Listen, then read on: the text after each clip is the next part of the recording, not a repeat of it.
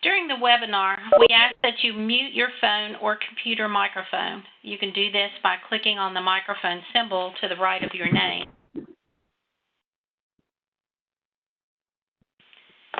It should show as a red microphone with a slash through it, so if you would please mute yourself.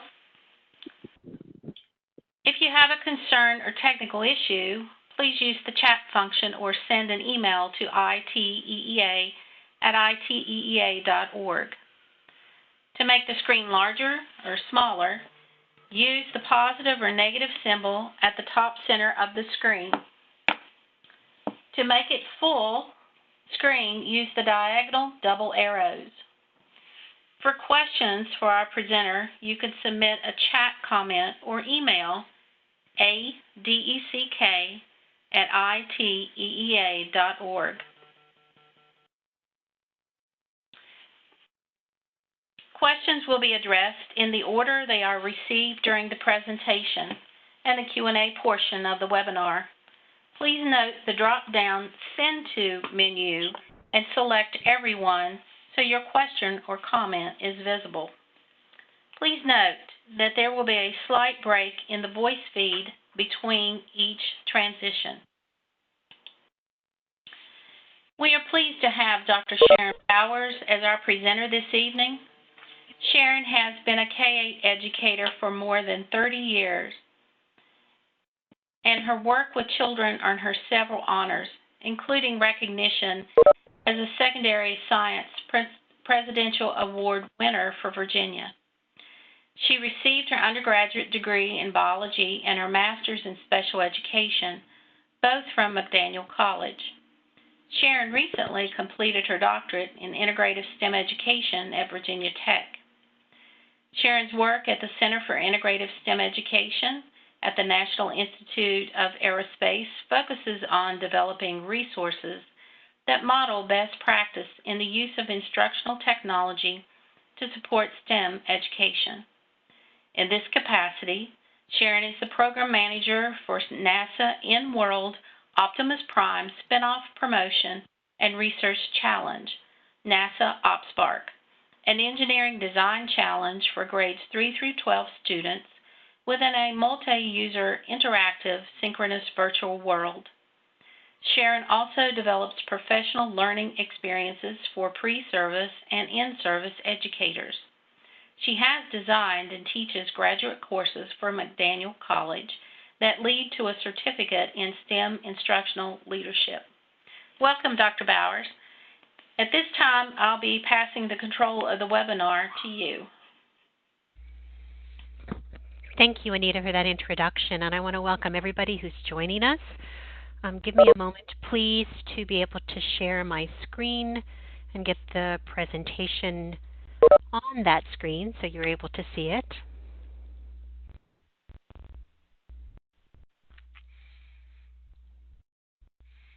Okay.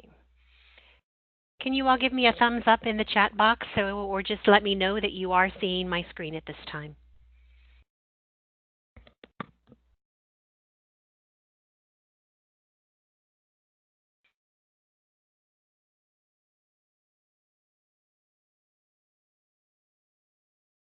Great. Thank you. So welcome. We certainly appreciate you taking time from your evening to join us. We are going to be focusing on the NASA Optimus Prime Spinoff Promotion and Research Challenge. You know why we use the acronym NASA OpSpark when it is such a mouthful. And joining me tonight will also be two of the other educators who are at the Center for Integrative STEM Education. Joan Harper-Neely will be joining us, and Betsy McAllister as well. You'll get to see pictures of them in just a moment. I want to be able to first celebrate that we have a partnership with ITEA, and with this partnership we hope to be able to expand how the National Institute of Aerospace and the Center for Integrative STEM Education can support ITEA's members, as well as support in any kind of resource development. And this is an opportunity for us to begin and to celebrate this partnership with this webinar. Tonight we are going to be focusing on the NASA OpSpark Challenge. And I want to make sure that you all understand how you might be able to participate in this challenge. We're also going to be looking at ways to integrate the challenge into your curriculum. I want to take some time to share some additional design challenges that are available through NASA and through the National Institute of Aerospace. And we've organized those into a live binder for you so you'll be able to easily have access to those. And then we want to give you a little introduction to NASA Spotlights, which is another design challenge project that we run at the National Institute of Aerospace. With all of that in mind, Joan and Betsy will be supporting this work and also then sharing with you some of their perspectives with the work that we're doing. And if you have any questions along the way, please do not hesitate to post those in the chat box so that we can make sure that we're meeting your needs along the way.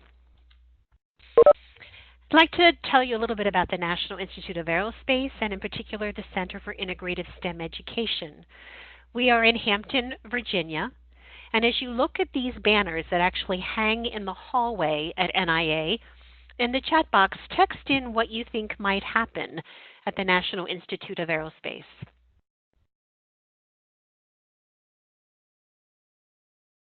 What do you think NIA focuses on?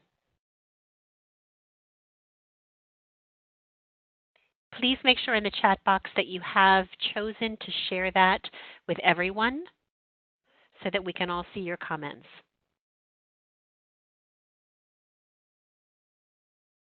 Design is important, yes. What else? Teacher development, aeronautics, STEM education. There's a question about hearing audio. Anita, can you check to see why Stephanie may not be able to hear us?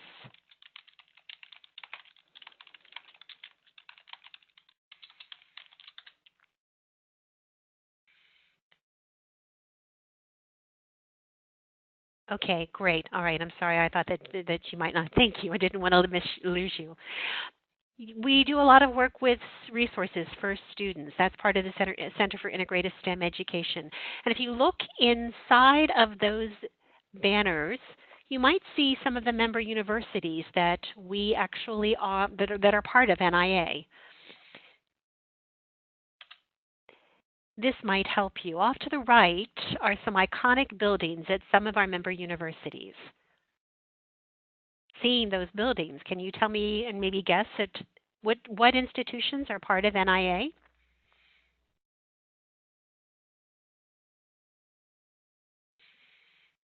Anita should recognize something from Virginia Tech. Gail noticed something from UVA. The National Institute of Aerospace is made up of a consortium of member universities, and those are depicted off to the right. It's actually Georgia Tech, Hampton University, North Carolina A&T, NC State, University of Maryland, University of Virginia, Virginia Tech, the College of William & Mary, and Old Dominion University. We have graduate students from those, all of those institutions. We also have the, sitting on our board of trustees are the provosts from the engineering departments.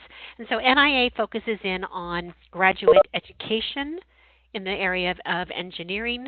It also focuses in on research around all of the topics related to aerospace engineering and also atmospheric sciences. And then we at the Center for Integrative STEM Education focus in on resources for teachers in a K-12 arena as well as in a higher ed to be able to bring aerospace education to the classroom. We predominantly work a lot with NASA, and our work today is going to focus in on one of those projects with NASA, the NASA OpSpark.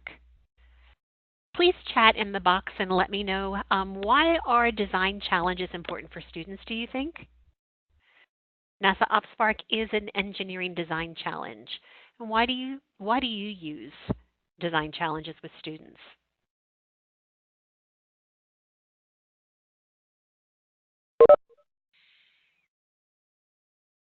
Excellent. Fostering creativity and problem solving, critical thinking and teamwork. What design challenges have you used with students in the past?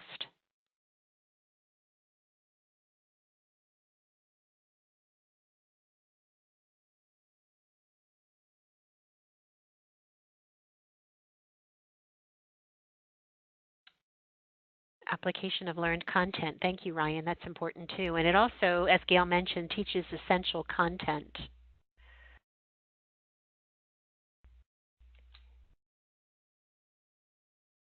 First robotics, oil spill cleanup methods. Have you participated in challenges that are run nationally? First robotics is one of those opportunities. Are there any other challenges that you've used? First Lego, first robotics. Thank you, Charles. Boat building, tower building, bridge building. Yes, Stephanie, all of those are great experiences. Car crash test simulations. Ryan, it would be fun to be in your classroom. Vex Robotics.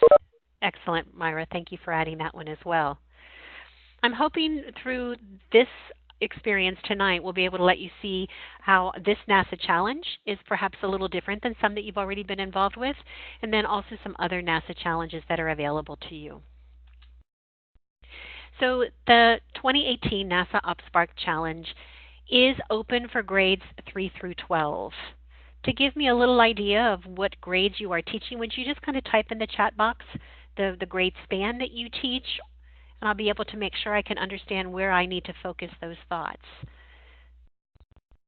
So a few elementary, K5, K6. The challenge is open this year, Gail, to Canada and to the U.S., a lot of secondary folks. We are working to open the challenge up internationally, and I can explain to you why we haven't done that yet once we get a little bit further into it. Teacher Education 1012. So there are two tracks within NASA UpSpark. It is a spin-off challenge. So first of all, let me make sure we all know what we're talking about with spin-offs. Can you chat in the box, what is a spin-off? And if you know any examples of spin-offs, please let me know what you might know as a NASA spin-off.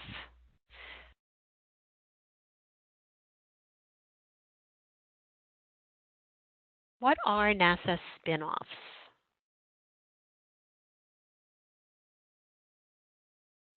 Something that comes as a result of another project. Gail, that's a great explanation.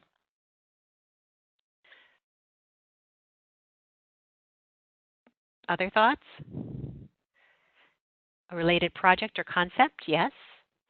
In particular, it starts with NASA, then brought to the rest of the world. And that's part of how Optimus Prime came into being part of this challenge as well. The idea is that it is something, yes, like a young Sheldon in the Big Bang Theory. Activities and projects can be done with our students. It's taking NASA technology, and NASA is always trying to let the general public understand that while the technology may have been designed for one particular reason, it actually can then be used in a lot of other ways to really benefit the public. For example, memory foam. If you have a Tempur-Pedic foam mattress or a Tempur-Pedic foam pillow, that memory foam was original NASA technology that was really designed to make the aircraft cushions more comfortable, but we found that it could be used in another way. Some of the braces that you may be wearing, especially things like nitinol within braces or even part of the Invisaligns, actually was originally NASA technology. And probably some component of any tennis shoe that you wear, there are different components within that are also NASA technology. Yes, the CO2 sensors to monitor vehicle emissions. Exactly, Joanna. So the first piece of this challenge is really to have students understand this NASA technology and then see how that technology might be used in other ways. For track 1, there are 2 different tracks. This one results in the creation of a glog. And what I'm showing you right now are last year's winning glogs. The hydroelectric house is using some NASA technology in a new way that would then ultimately allow for an electric house. And students in grades 3 through 6 would be competing in that level. Grades 7 and 8 is our middle school strand. Last year they created a greenhouse that used some NASA technology. And then the micro shutter array was used to actually do some fiber optics with the high school level. Great question, Gail. What is a glog? Has anybody used glogs before? They actually come from Glogster. Glogster is a web-based tool. Let me give you an example of what a glog looks like. This is a glog. And an easy way of looking at it is it's actually like a digital trifold poster. When you join this challenge, you will have access to using glogs with no charge for the challenge. So what you can see with this particular glog is that there is a component in an area where you can put video. There's an area where you're able to put photos and images. And the students are actually given a template, and that template then kind of guides them into telling us a little bit about what the technology was originally used for, and then how are they kind of repurposing that technology in a new way. So one of the pluses is that in joining this challenge, you'll have access to using this glog and Glogster free of charge. Glogster is one of the partners for the challenge.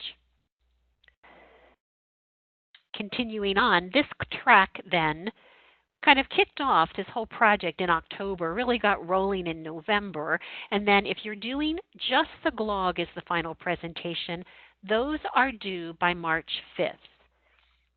I was really excited that ITEA was able to plan this webinar early enough that you'd all have access to plenty of time to work this into the work that you're doing. Grades 3 through 12 may do the glog only track. And once again, they're due March the 5th. What I'd also love to encourage you to consider is track 2. And track 2, well, let me just stop for a moment and see any questions about track 1 before I get excited about telling you about track 2. There are many resources that we will share with you that will help to support your work. And when we have a chance to look at both tracks, we'll actually go to the website so you'll be able to see all of the materials that are available for you.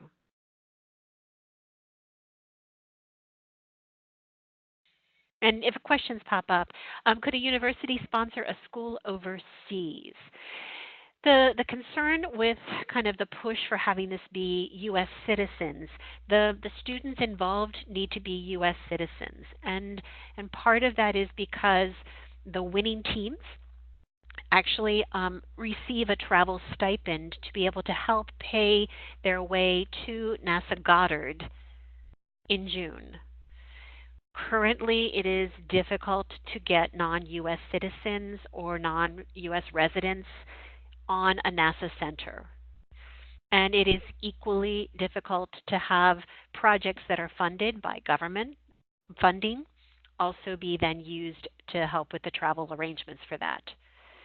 We're working to try to expand the challenge as best we can. One way a university might want to get involved, I will tell you in another way, is as a mentor too. So that might be something else you would be interested in hearing more about. So Gail, hold that question. We'll see if we can come up with a solution too. Let me tell you about track 2, and I'm most, I think, excited about track 2 because this is the one that NIA most is involved with.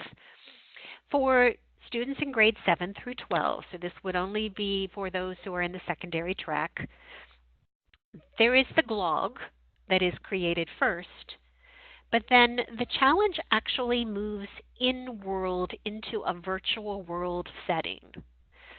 And there's also the opportunity to work with mentors within this virtual world setting. How many of you know anything about Second Life? Could you respond in the chat box, please?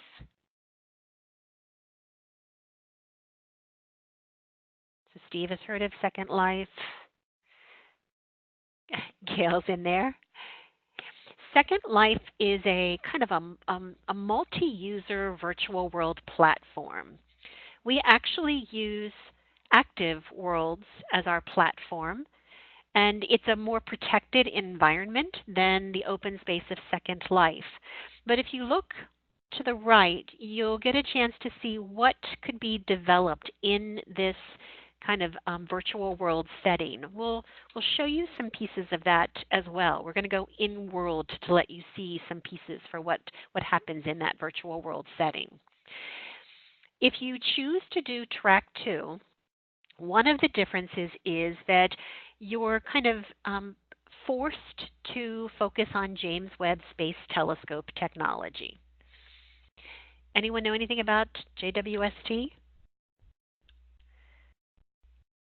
On the right is an image. On the left is actually the mirror assembly as it was being created at NASA Goddard. The James Webb Space Telescope is on track to be launched later in 2018. It is going to be technology. So let me go back so you can just see what the image looks like. But in this particular space, you can see how big it is. That's a model of the James Webb Space Telescope. It is the size of a tennis court. Gail, you mentioned a Hubble replacement. It's going to basically do what black and white photography, the change from black and white photos to digital images. The James Webb is going to be positioned 1 million miles away at a point called Lagrange Point 2.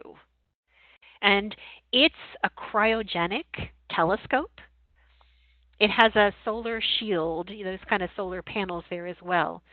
Let me show you the kind of science that should be coming from the James Webb. We'll be able to look beyond what Hubble was able to share with us, to see some of the first bright objects beyond Hubble's ultra deep field. We'll be able to see how galaxies have changed, how dark matter has evolved.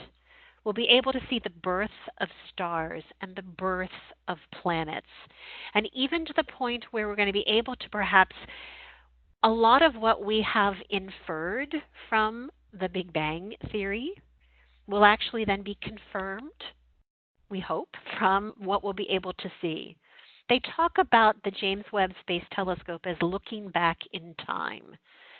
So as we've all known that the technology and science kind of dance that happens as the more technology allows us to understand and analyze science, this is going to be one of those big jumps in the world of astronomy and understanding astronomy and the science behind that. So it may be a great opportunity as you're thinking through this to bring in any science folks that you may have. And Gail, yes, I'm happy to share the slides after the presentation. So track 2 requires that students work in teams. It is possible within track 1 to work independently if students want to, but we require that students work in teams because really in the world of NASA, the collaborative work of teams is very important. And in addition to having the middle school or high school students, we pair each team with a pair of college mentors. There'll be an engineering or computer science college student and also a business college student working together to mentor the OpSpark teams in the virtual world. One of the reasons that we pair the two together is that as we go into this virtual world space, we want to take their ideas a step further. We want them to be able to create models. So here in this bottom image, you see that image of what the James Webb might look like. Students created those virtual models through CAD drawings and through using different kinds of modeling technology. I also want you to be able to see that as they create this work, they're also expected to come up with a marketing plan. So the college business students will work with the OpSpark teams and help them come up with a way to actually market what it is that they've come up with. In front of you, you see the design for what was actually going to be used as a shield over top of to kind of deflect the temperature. And I want to take you just for a moment to let you see a student presentation in that virtual world. taking you onto a YouTube so you can get a chance to see this work. But as the students present to us, we videotape their work. This is a final presentation of a team last year. And we are in the virtual world, and they are presenting to NASA researchers and engineers, to the James Webb folks. They're also presenting to NASA educators and NIA educators. And so just part of this is also kind of gives them that opportunity to take their spin-off ideas to another step and to consider, how are they working on a team. I'll also give you access to all of these videos. These are actually posted on the UpSpark website, so you'll be able to see those as well. So if you choose to work within this environment, the students in both Track 1 and Track 2 are asked to come up with their own mission patch. There are guides to help them through how to make a mission patch. There'll be 20 teams that will be selected to work in the virtual world for Track 2. We'll down select to 6 finalists who will present out live to the James Webb researchers. When we talked about modeling before, you can see that these are some student models of the mirror assembly. And if you do any CAD teaching or modeling and simulations, this might be a way to actually have some authentic work for the students. And you may already do that in the work that you're doing, but this is another opportunity. In the past, they've used Autodesk, they've used PTC Creo, they've even really been very successful with SketchUp or SketchUp Pro. There'll be guest speakers in the virtual world as well. Throughout the time that the virtual world works, we bring in James Webb researchers to talk with the students. We also bring in marketing specialists. We bring in the U.S. patent agents to be able to talk about what does it take to actually patent your ideas. And last year's winning team was actually approached by NASA to see if they would want to consider patenting their ideas. So it once again just kind of pushes the work that you're doing into a real world setting and gives your students that chance to have an audience beyond the classroom. We also have an opportunity to have a design review with subject matter experts. And so one of the very first things that the students will do is to share their ideas, share their blog with other subject matter experts. For example, this is some of the responses back from, includes one is actually a student at Cornell University. She's on the rocket team. But the second, Mason Peck, was actually NASA's chief technologist for several years. And for the students to get feedback from someone like Mason Peck who says, I just have to say, wow, what a professional, well-designed video that was within their blog. You should be proud of the great organization, attention to detail. And then he went on to talk about, radiation and what they should consider as they took their idea for their spinoff and they're going to be working on it more in that virtual world. So once the teams are selected to come in world, the very first thing they will have is this design review with these subject matter experts as they are meeting then their mentors to be able to take their work to another level. Track 1, as we said, is due March 5th. Track 2 is due earlier because we need to have the time to be able to have the students working in the virtual world. So that's got a February 20th deadline, and it's still just the GLOG is what is due. But then those 20 teams are selected as quickly as we can. They are paired up with their mentors. They have from February 27th to April 12th to work in world with their mentors. At the point when they move into working in world, your role as a coach or as a teacher would actually switch. We'd like you to kind of move into that cheerleading role and making sure that everything is running smoothly, but really the mentors would take over any of the responsibility in getting the teams ready. The top 6 teams are selected. They have their design reviews, and then winners are announced May 1st. Once winners are announced, it's also, you can look down the road to see that June 13th through 14th is an opportunity for the winning teams to come to NASA Goddard, to have some behind the scene work at NASA Goddard. And then one of the other parts is kind of interesting and fun is that they have an opportunity to meet, if you look at the bottom, the man standing there is the voice of Optimus Prime, Peter Cullen. And these are students who actually have a chance, these are winning students, they have a chance to be presenting with the voice of Optimus Prime in a public service announcement. For any of you who've never been to Goddard Space Flight Center, it's in Greenbelt, Maryland. And the NASA Goddard really focuses a lot on atmospheric science work. The students get a chance to tour and have some behind-the-scenes observations there. And this image to the right, that very tall man, is Dr. John Mather, who is the chief technologist for the James Webb Research Project.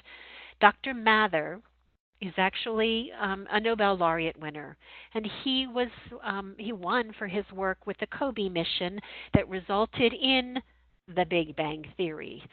Not the Bazinga Big Bang, but the real Big Bang Theory. So the students get an opportunity to really be introduced into NASA, and it also opens up internship opportunities and really kind of gets them into the pipeline. As you consider moving into this project, when we go to the website, so Betsy's going to drop in this nasaopspark.com website. That's where you'll find everything that you need. And of course, you'll also have an opportunity if you have questions that Betsy and Joan and I will be happy to help individually too. You will also receive access once you register to a design packet that really kind of talks you through what are the steps necessary to complete this project. It's possible to be able to have this project be integrated into the curriculum. It's also possible to use this as an after-school project. Betsy, could you kind of share a little bit how it's being run in Hampton City Schools?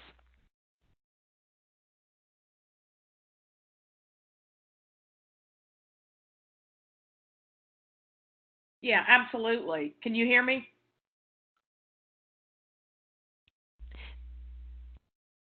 In Hampton City Schools, we worked with the CTE curriculum leader, and also in Hampton City Schools this year, we started the Ford Next Generation project. So we have our high schools are developing wall-to-wall academies in different areas, and so we talked to the curriculum leader for CTE, and he is working with, for example, Cooper, one of our STEM schools.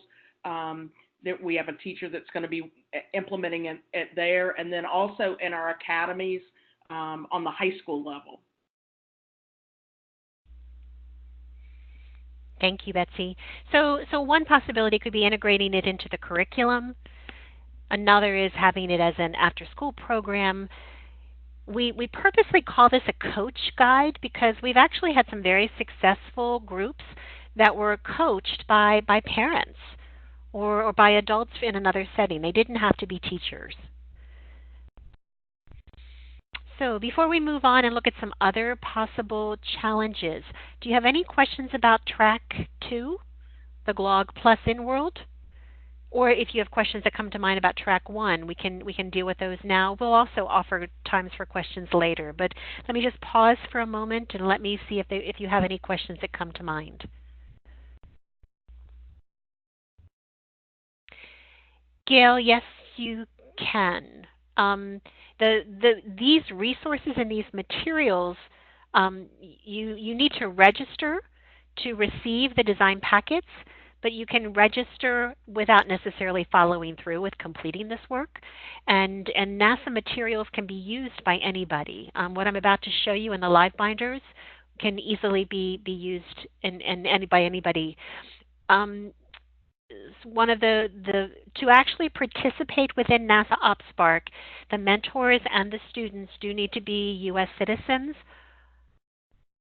but students may participate, but to actually be kind of part of the challenge and the competition, we do require that they are U.S. citizens. This year we've expanded to include Canada. We have, for the elementary folks, Mad Science is actually one of our sponsors, and so Mad Science is helping to sponsor some of the work with the elementary group. So that's including Canada, where Mad Science is located. We'll take questions continuing on, but I want us to maybe shift some thought to other design challenges. When you decide to use a design challenge within your classroom, what kind of criteria do you use to select the challenges? Please type in the chat box so we can get an idea of what would appeal to you.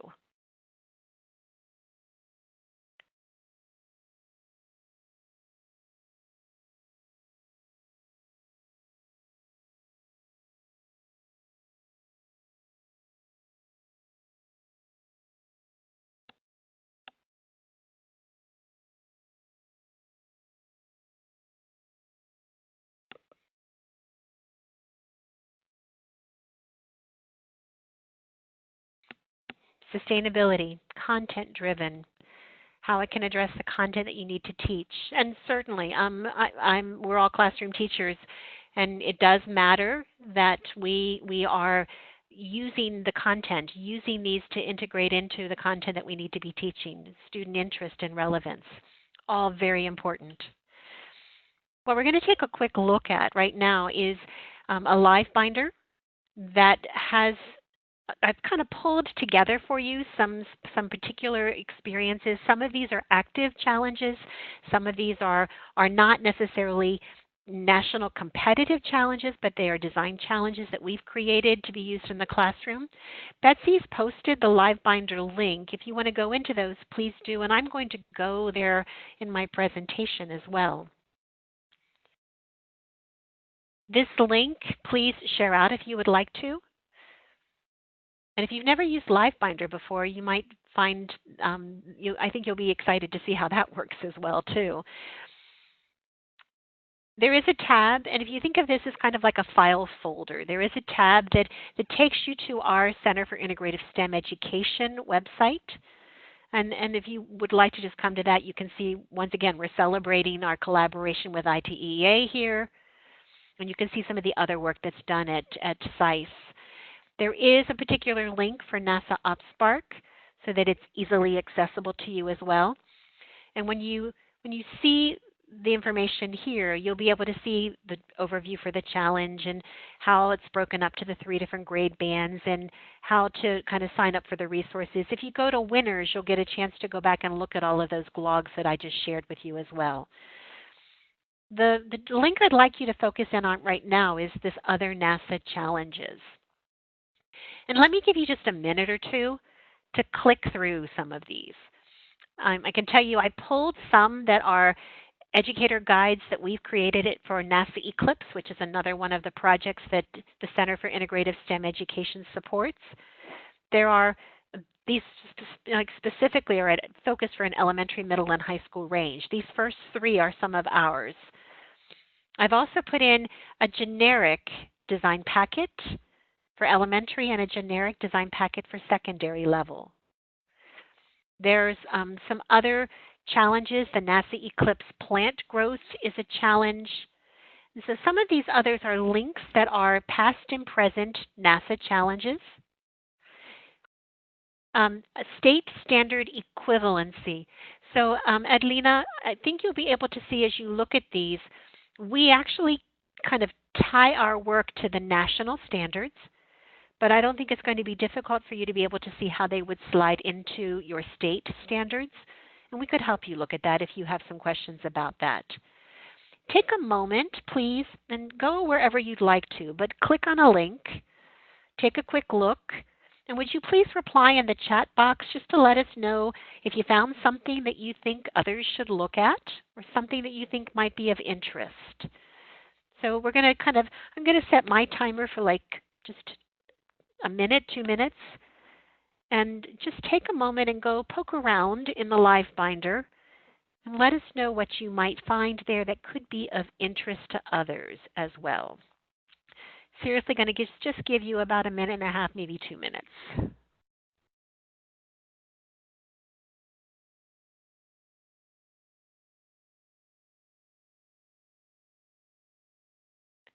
soon as you find something, please make note in the chat box.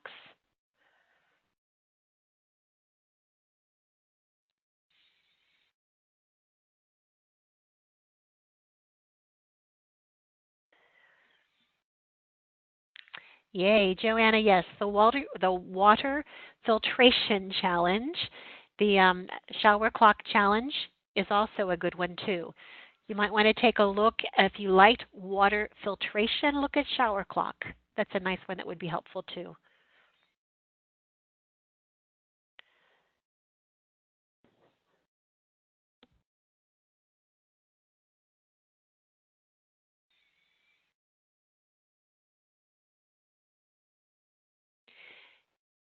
Gail, excellent. Yes, that is an important one for third world countries. You can also tie that one into the grand challenges. I'll show you the link for that in just a moment.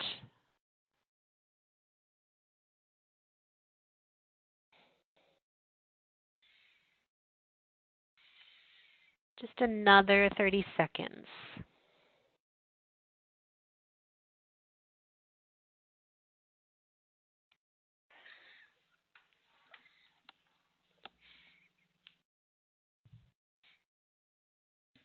Vertical farming, eco world, great.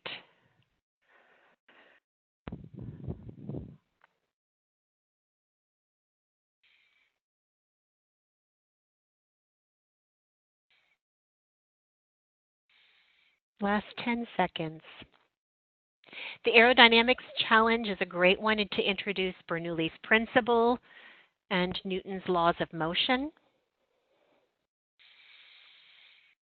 Let me just kind of stop you at that point just so that we can kind of continue on. If you didn't get a chance to look at On the Moon, just want to point out something there. If you find yourself needing to run a STEM summer camp or a STEM workshop that might be for students on a Saturday, each of these are self-contained activities that kind of have kids coming thinking about what might it be like if we were to try to go to the moon. Separate design challenges that would lead all around the theme of going to the moon. And the NASA design challenges, if you didn't get a chance to take a look at that, that actually took you to the page within NASA's website where they list different design challenges so that you can stay current with what might be out there and available. Boomerang is a lot of fun, Gail, and so that one's been a nice one for the upper level kids. So if you also take a look at the other engineering sites, that just points you to the grand challenges you may already be using. The Engineering Go For It or Engineering is Elementary.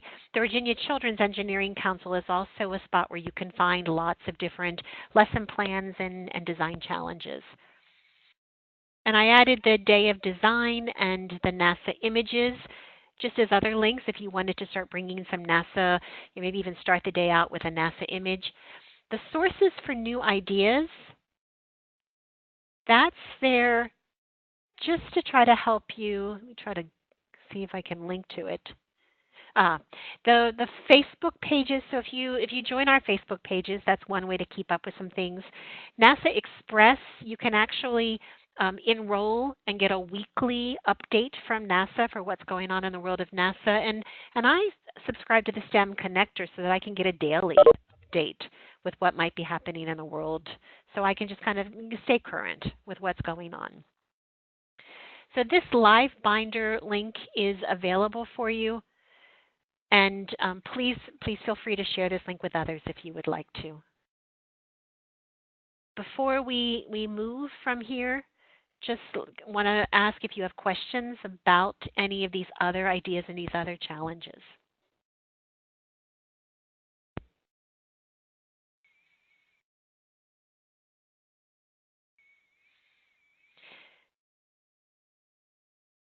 And we certainly will take questions along the way too. So we wanted to share with you just one other kind of a preview of coming attractions. And I'm going to mute and let Joan take over at this point because the coming attraction is kind of her baby. Thank you. Please type if you can hear me. All right, perfect. Yes, we do have some coming attractions that we hope will appeal to you. But first, let me go over a little history. NASA Eclipse has been around since 2008. It's a proven and effective multimedia educational program. The National Institute of Aerospace, or we also call it NIA, has worked with NASA to develop the NASA Eclipse suite of educational resources. This includes videos. We received a couple awards on some of our videos, educator guides, and other types of classroom materials. This year, next slide, please. Our new product, we started 2 years ago with our new student-produced videos that will be housed on our website. And we're excited about this because as an educator, we love to have our students create something that can be used to help other students. So science by students for students is the slogan for NASA Spotlight. And these videos are short, 90 to 120-second video segments that address common science misconceptions. So we select misconceptions based on national resources such as National Assessment of Educational Progress, or NAEP, the National Science Foundation, and Mozart. So we look at the misconceptions they identified nationally.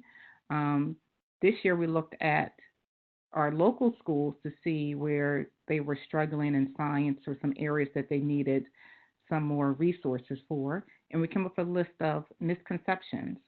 One of those was there's an actual hole in the ozone. So we gave that topic to students. The students did some researching. This was part of a, thank you for going to the video.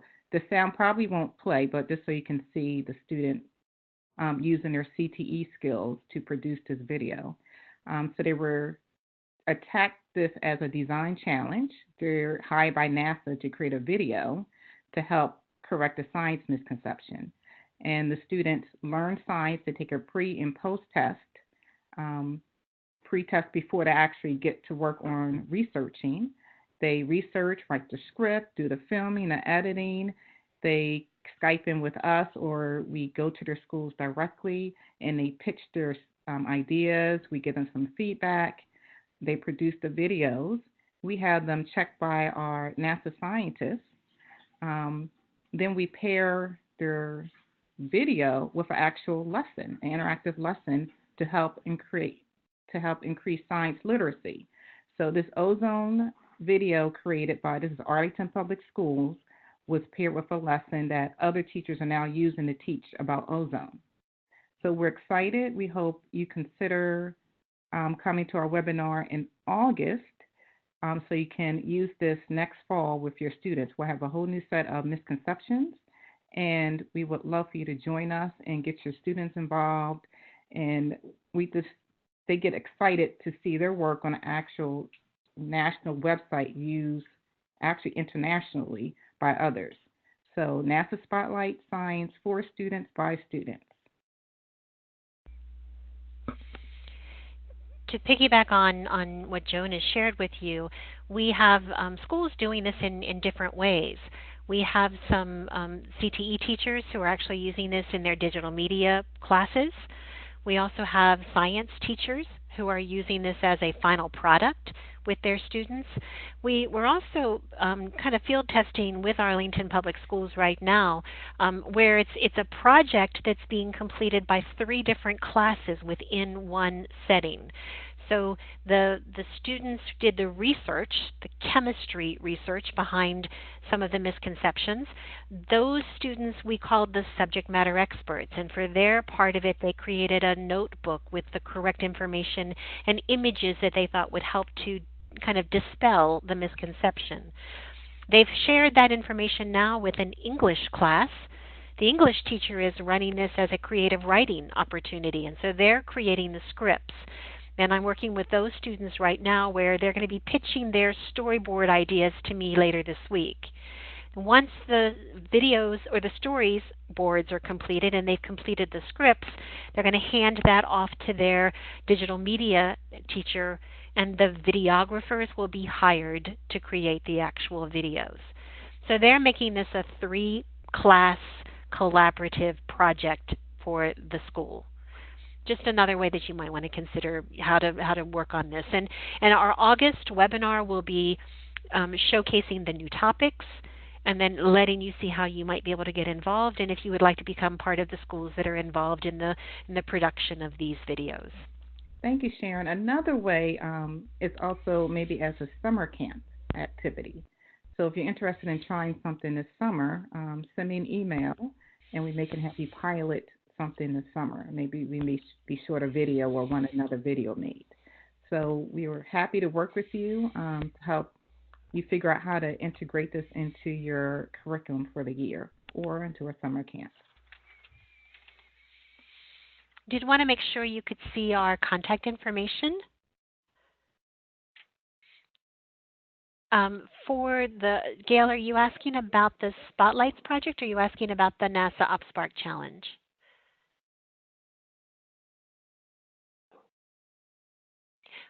For the Spotlight project, we don't have international schools involved, but I don't see any reason why international schools could not be involved with that.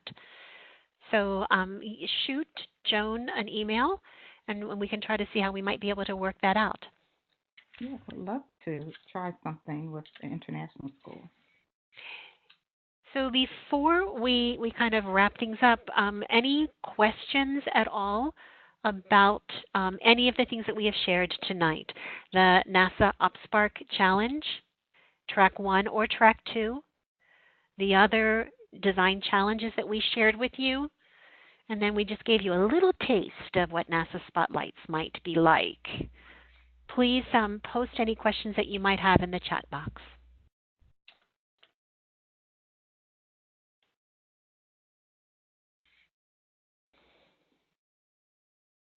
There is no cost for Track 1 or Track 2 in the NASA UpSpark Challenge.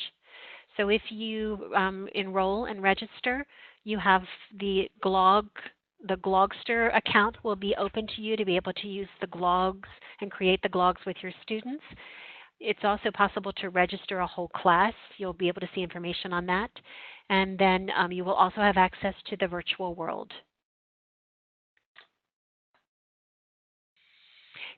Depending upon the design challenges, you might not need any additional help, but please feel free to contact us, and we'll be happy to do whatever we can, Ryan, to help you with any of those design challenges.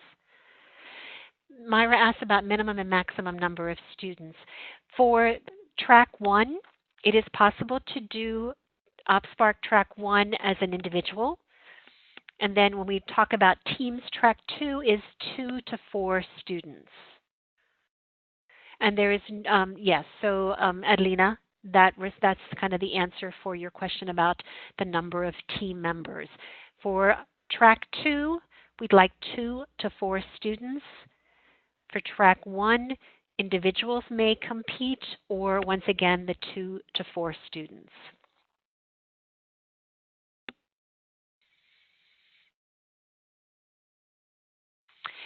Multiple teams.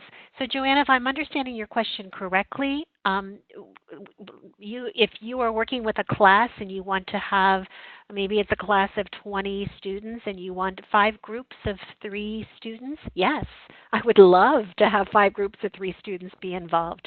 I'm also happy to Skype into classrooms and kind of cheerlead you all to kind of, if you would like to be able to kind of kick it off. So you've got my email address, and if you would want to arrange a time, I could Skype in, and I'll even wear my NASA t-shirt so that I can look like I'm official. But it might be a way to kind of kick it off and get kids excited. I'm always happy to do that as well.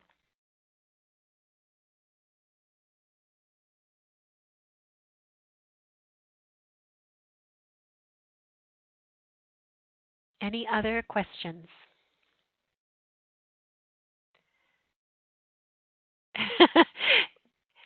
Material costs with track 2. Charles, I don't know that there needs to be any cost at all. In the creation of the glog, you will be asked to, the students are asked to come up with 2 short little videos. So the kids have been using, and you can use your phone if you want to for a video, or iPads. It doesn't have to be that super high quality kind of thing. They're asked to create a prototype of their idea. So that prototype could be using, we've had kids use recyclable materials. And then for the actual glog piece, it really is just kind of like step by step talking through the design thinking. And you'll see when you download the design packet that we pretty much follow a very similar design process to what Engineering is Elementary is using. It's a little more complex for the secondary level. We use something very similar to what NASA BEST uses, but it's really a very similar design process to one that you probably are already using in your classroom. When you move into the virtual world component, everything is virtual. So that would be simply using virtual modeling. And PTC Creo has free accounts for educators. So all of that could be easily found if you don't have access to those. Has anyone done track 2 for graduating seniors? I have had seniors involved in track 2, and actually, we've had. So we're opening it this year to 7th graders through 12th graders. What I can also suggest to you that it really does open up the world of NASA to some of these students. We've had, I think my best success story is a young girl who was on a team as a high school student. And then when she ended up going to Ohio State as an engineering student, she contacted me and asked if she could be a mentor. She now has mentored 2 years for me. When she went to NASA Goddard to present out as a high school student, she applied to do an internship at NASA Goddard. And then the summer between her senior year of high school and her first year in Ohio State as an engineering student, she was at NASA Goddard as an intern. She has now done an internship at NASA Marshall Space Flight Center, and she just spent her fall semester at Johnson Space Flight Center. And she is now in the Pathways program and has a guaranteed job with NASA when she graduates.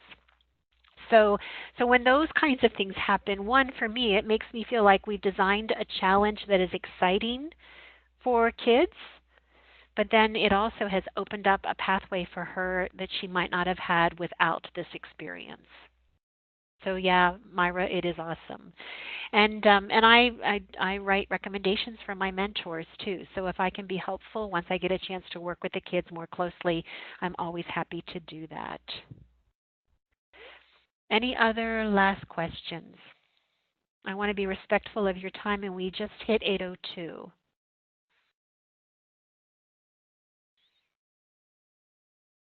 At a college level, yes, I do have physics students as mentors. So, Gail, if you have university students who you think might be interested in being mentors, I do have a few mentor slots still available. Let me type in my email address and please contact me. It is not too late to get involved with Track 2. The deadline, yes, is February 20th. But when you really get a chance to look at the design packet, the work for the glog, to me, could be completed in like 8 to 10 hours. So if you have, most often what I have are some engineering classes who are doing it in the classroom setting. Or I have many of the coaches who kind of just make space after school, for 2 days a week, 2 hours of setting. in some ways it's almost better not to have too much time, because all of you who work with high school students or middle school students kind of know that they can pitter away time. So it might not be a bad idea to actually have a condensed time.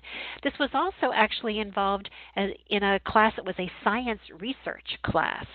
And so the teacher used this as that opportunity to really have a real reason for her kids to do some science researching. Yes, Adelina, this would be a great engineering design and problem solving activity. iSTEM Ed grad students. I would love to have iSTEM Ed grad students involved. So Joanna, please let me know if you have any folks who would like to be mentors. Anita and I are both iSTEM Ed graduates, so we would love to have more people involved from an iSTEM Ed grad program.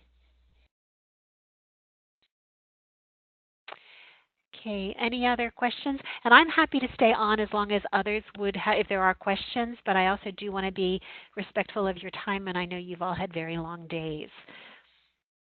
Anita, let me kind of pass this to you. So I'm going to stop sharing my screen, and I'm going to pass the ball back to Anita.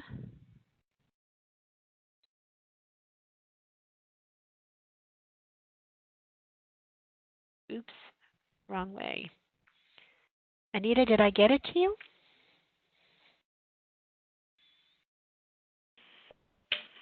No, let me see if I can grab it.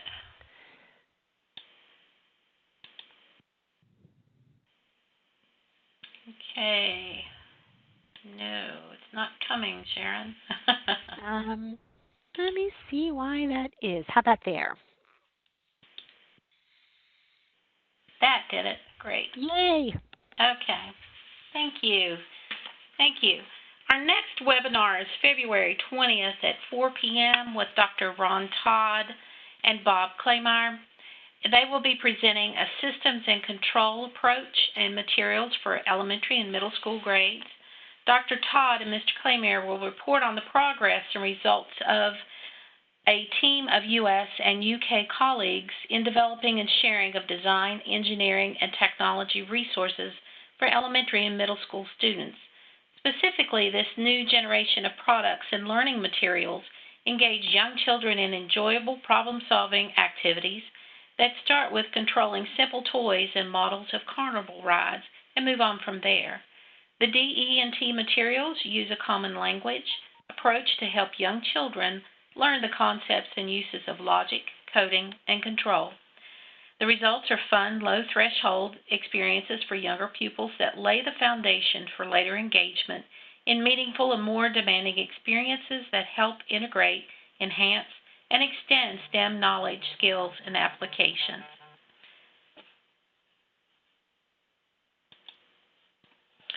We'd like to thank Dr. Bowers and her guests, Joan Harper-Neely and Betsy McAllister, for sharing such an engaging presentation in the OpSpark project and resources.